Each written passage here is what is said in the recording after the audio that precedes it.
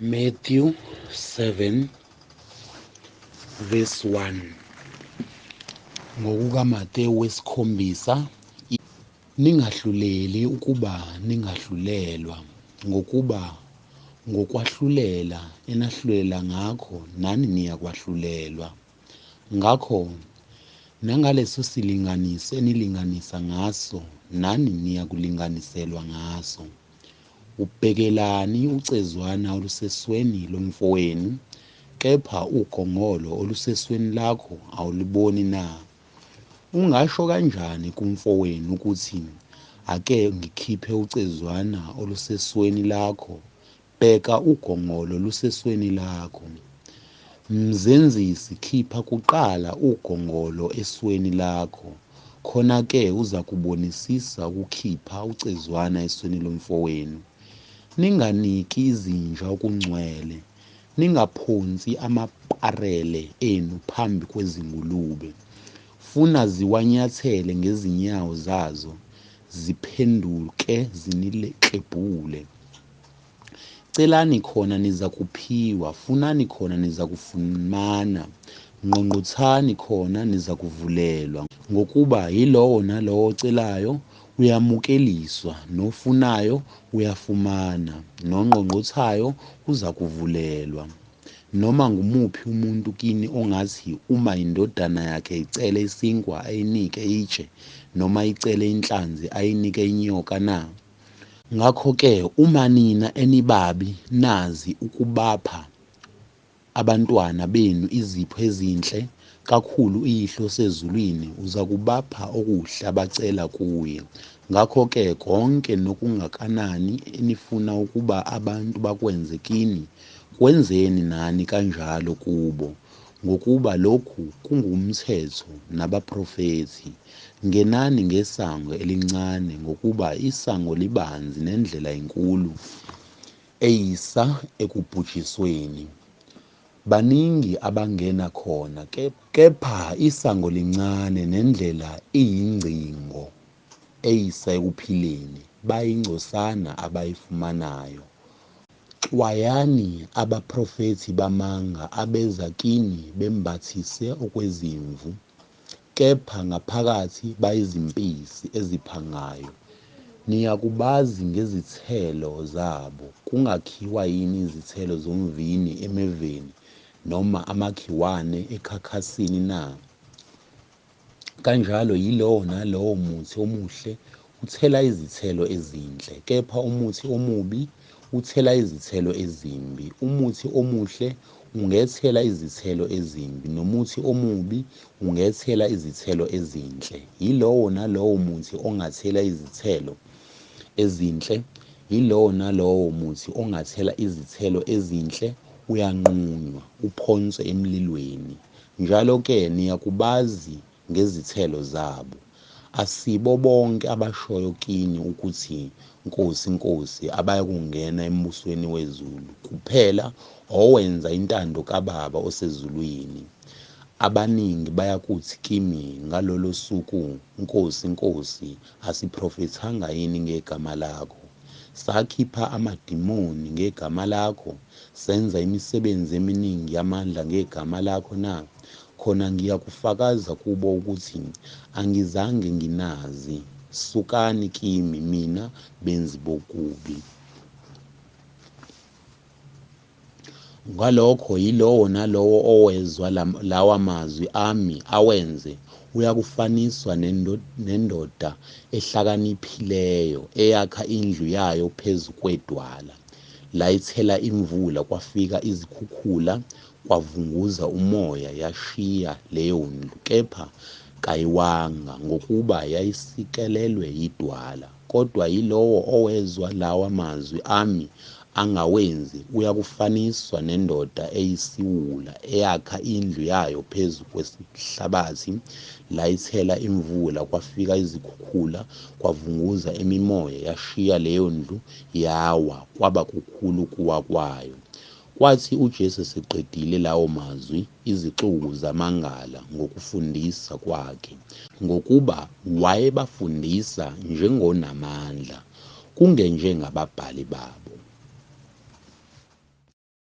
Matthew 7 verse 1. NgokukaMateyu wesikhombisa, ningahluleli ukuba ningahlulelwa, ngokuba ngokwahlulela enahlulela ngakho nani niyakwahlulelwa. Ngakho nangaleso silinganiso enilinganisa ngaso nani niyakulinganiselwa ngaso. Ubhekelani ucezwana olusesweni lomfowenu, kepha ugongolo olusesweni lakho awuliboni na? Ungasho kanjani kumfowenu ukuthi, ake ngikhiphe ucezwana olusesweni lakho, bheka ugongolo olusesweni lakho. Mzenzisi, khipha kuqala ugongolo esweni lakho, khona-ke uzakubonisisa ukukhipha ucezwana esweni lomfowenu. Ninganiki izinja okungcwele, ningaphonsi amaparele enu phambi kwezingulube, funa ziwanyathele ngezinyawo zazo, ziphenduke ziniklebhule. Celani khona nizakuphiwa, funani khona nizakufumana, ngqongqothani khona nizakuvulelwa. Ngokuba yilowo nalowo ocelayo uyamukeliswa, nofunayo uyafumana, nongqongqothayo uzakuvulelwa. Noma ngumuphi umuntu kini ongathi uma indodana yakhe icele isinkwa ayinike itshe, noma icele inhlanzi ayinike inyoka na? Ngakho-ke uma nina enibabi nazi ukubapha abantwana benu izipho ezinhle, kakhulu iYihlo osezulwini uzakubapha okuhle abacela kuye. Ngakho-ke konke nokungakanani enifuna ukuba abantu bakwenze kini, kwenzeni nani kanjalo kubo, ngokuba lokhu kungumthetho nabaprofethi. Ngenani ngesango elincane, ngokuba isango libanzi nendlela inkulu eyisa ekubhujisweni. Baningi abangena khona, kepha isango lincane nendlela iyingcingo eyisa ekuphileni, bayingcosana abayifumanayo. Xwayani abaprofethi bamanga abeza kini bembathise okwezimvu, kepha ngaphakathi bayizimpisi eziphangayo. Niyakubazi ngezithelo zabo. Kungakhiwa yini izithelo zomvini emeveni, noma amakhiwane ekhakhasini na? Kanjalo yilowo nalowo muthi omuhle uthela izithelo ezinhle, kepha umuthi omubi uthela izithelo ezimbi. Umuthi omuhle ungethela izithelo ezimbi, nomuthi omubi ungethela izithelo ezinhle. Yilowo nalowo muthi ongathela izithelo ezinhle, yilowo nalowo muthi ongathela izithelo ezinhle uyanqunywa, uphonswe emlilweni. Njalo-ke niyakubazi ngezithelo zabo. Asibo bonke abashoyo kini ukuthi, Nkosi, Nkosi, abayakungena embusweni wezulu, kuphela owenza intando kaBaba osezulwini. Abaningi bayakuthi kimi ngalolo suku, Nkosi, Nkosi, asiprofethanga yini ngegama lakho? Sakhipha amadimoni ngegama lakho, senza imisebenzi eminingi yamandla ngegama lakho na? Khona ngiyakufakaza kubo ukuthi angizange nginazi. Sukani kimi, mina benzi bokubi.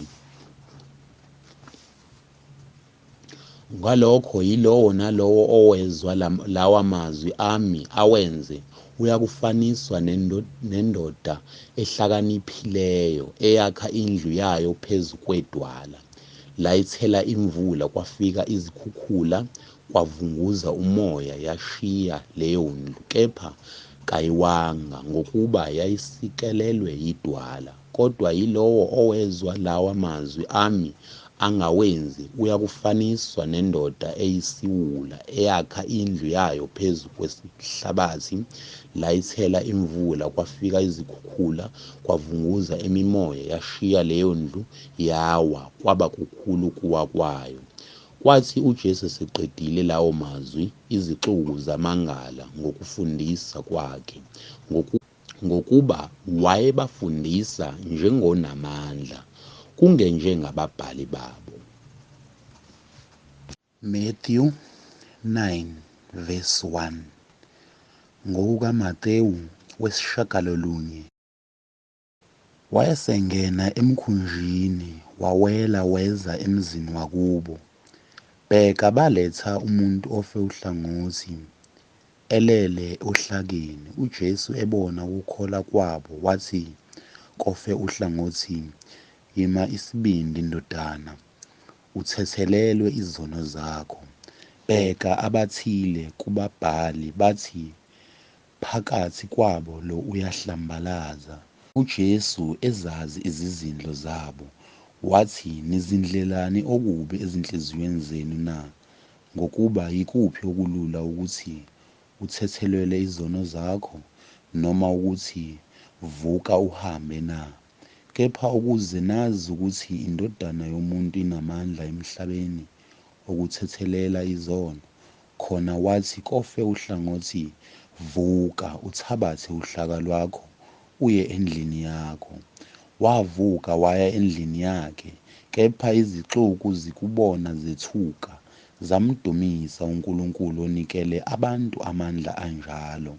Esadlula lapho uJesu wabona umuntu othiwa uMatewu ehlezi endaweni yokuthela, wathi kuye, "Ngilandele." Wasuka-ke wamlandela. Kwathi ehlezi ekudleni endlini, bheka kwafika abaningi abathelisi nezoni bahlala badla noJesu nabafundi bakhe.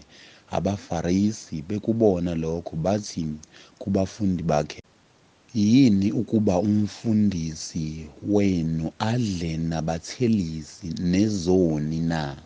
Ekuzwa lokhu wathi, "Abaphilileyo abadingi inyanga, ngabagulayo bodwa. Kepha hambani nifunde ukuba kuthini ukuthi, ngifuna isihawu, hhayi umhlatshelo. Ngokuba angizanga ukubiza abalungileyo, kepha izoni ukuba ziphenduke." Khona kwase kufika kuye abafundi bakaJohane bathi, "Yini ukuba thina nabaFarisi sizila ukudla, kepha abafundi bakho abazili ngani na?" UJesu wathi kubo, "Abayeni bangalila yini umyeni enabo na?